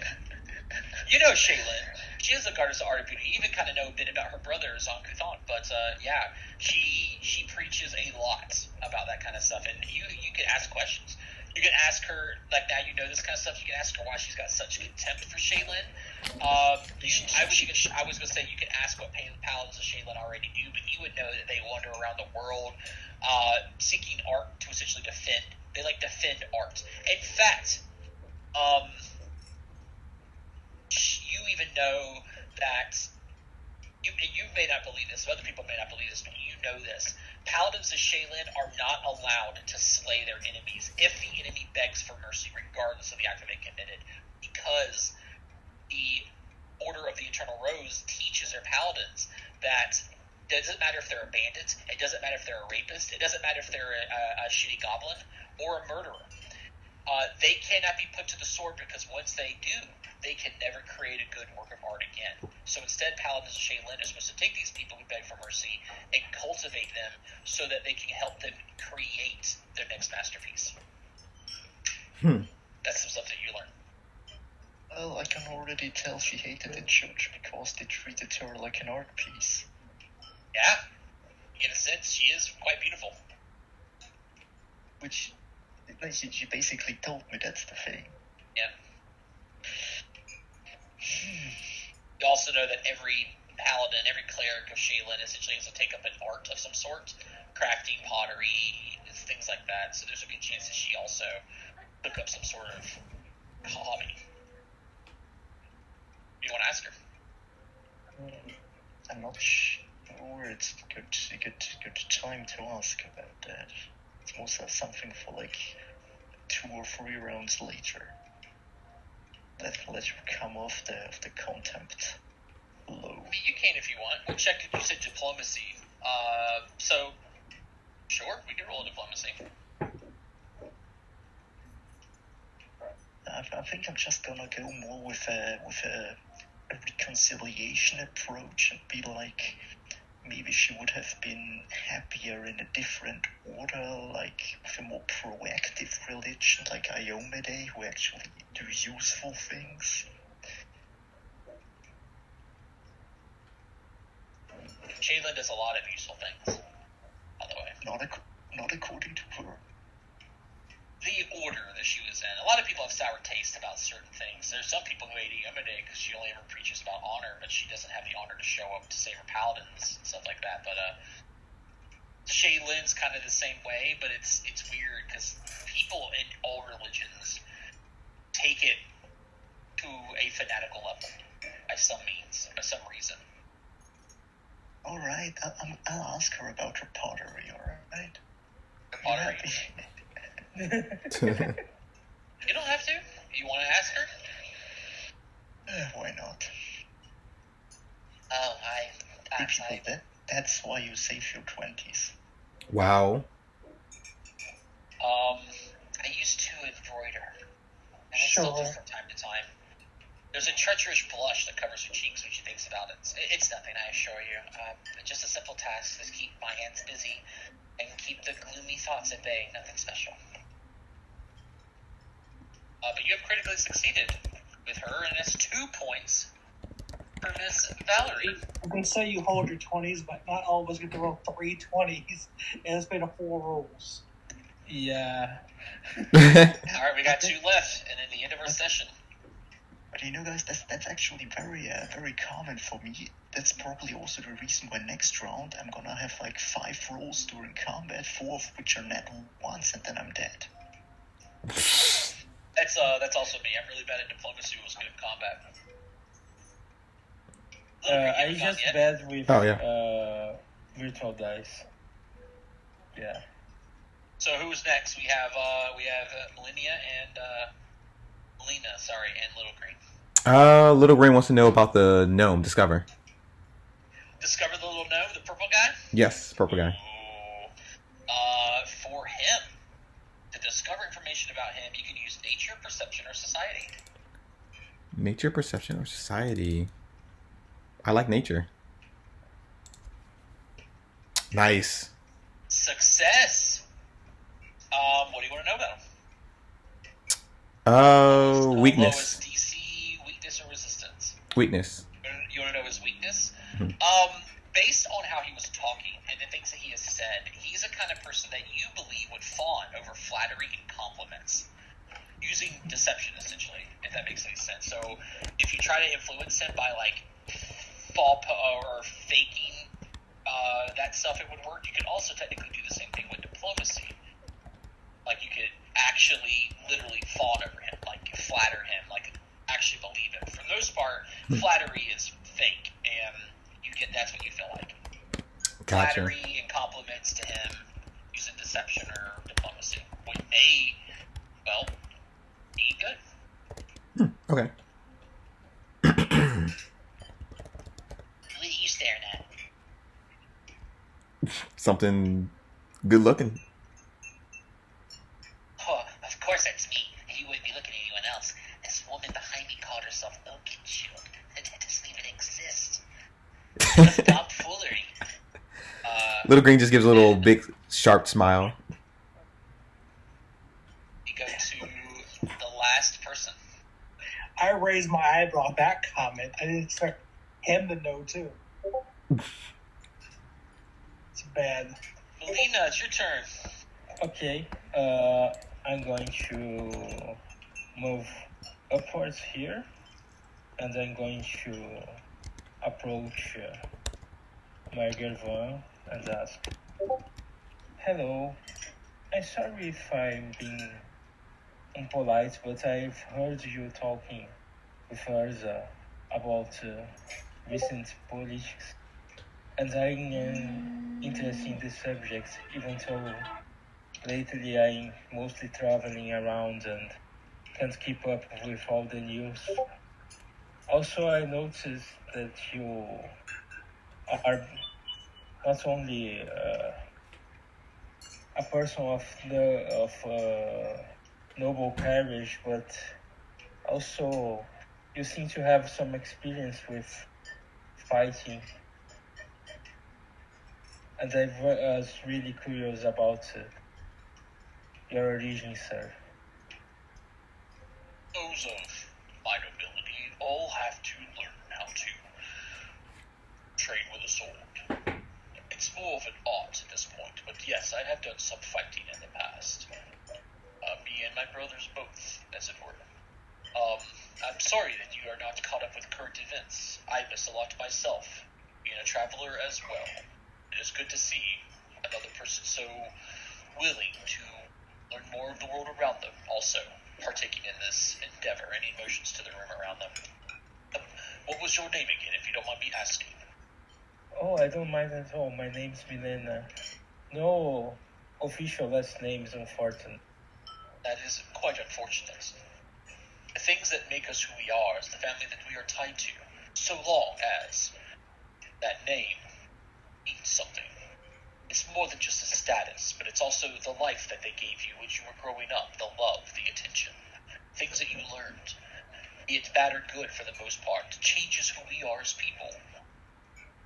With you not having a name of your own, I can only wonder that you were lacking in yours. You are not wrong on that point. I did, however, receive a lot from the priest that took me when I was a child. Okay, you have my condolences, but like that, let's try to be merry. Thinking of old wounds would only make them surface. Yes. Actually, I was hoping we could exchange what news we have. I would love nothing more. I'm assuming you're doing a politics lore? Yeah. Roll it. Let's see what you get. Roll high. Roll high. Let's hope I roll high. You got hero points. I haven't used 0. You used one. Did I? Oh yeah, I did use one. You're right. I've used 2. Well, you have one more for the session, so you might as well use it if you roll bad. Yeah. This is the last check of the evening. Yeah, just let me log into Roll20 again because right now. Okay. That's a good roll. Good job. Whoa. Yeah. Yep. That is a success. A point for Mr. Varn. 1 point for Gives you Gryffindor. like a knowing nod as you do. Good stuff. Guys, we are going to finish the other 3 rounds next week, I assume. Everyone had fun, I hope. Yeah. Yeah, getting in. Things in here. So already, I'm sure that you've seen this, Gilgamesh. The extra bit of effort matters a lot compared to that guy that we played. It does, yes. It irked me so hard, so I had to put a lot into this. But we will pick back up, guys, next week. Same place, same time, same bat time, should I say. Anyone has Batman fame. And, I guess that's about it. Now, if you guys did have fun, I know we kind of started a little bit halfway late, but do you think it was worth half payment? I didn't want to have anyone charge full if they didn't feel like it, because obviously we did a lot of character creation at the very beginning. But Yeah, sorry. if not, but ultimately, leave it to your hands. I will take it as gratuity, if anything. And then, starting obviously with an official session next week is when we would come into the official bits of it. But I would appreciate it because I can actually use it to turn into more content, like the soundtracks you guys are hearing that I hunted for shortly before we jumped in for ambience, and then these arts. But outside of that, I enjoyed you all so far. Good characters and good right questions, and I can't wait to see where this campaign goes to. We'll definitely be wrapping up this dinner and this influence around stuff going into the next day in the beginning of your adventures into the Stolen Lands, which is a incredibly large, huge map of hexes. And as a demo for those who haven't seen it yet, look at this thing. Jeez. That's a lot, yeah. The bottom one is just what I use to determine like the terrain types, so ignore that. That's just for me. The top one is you guys. 12 miles for each tile. Anyway, I am going to jump off here and kind of start prepping for my next game in an hour and a half. No, 2.5 hours. 2.5 hours, yeah. All right. Yep. See you Any guys. questions for me before Yeah, see anyone you jumps out? Oh no, I'm good. I'm just saying, I'm already in the back door farming. It's okay. Hey, if I have any questions, I'll DM you. Okay, sounds good. Okay, bye. Yeah.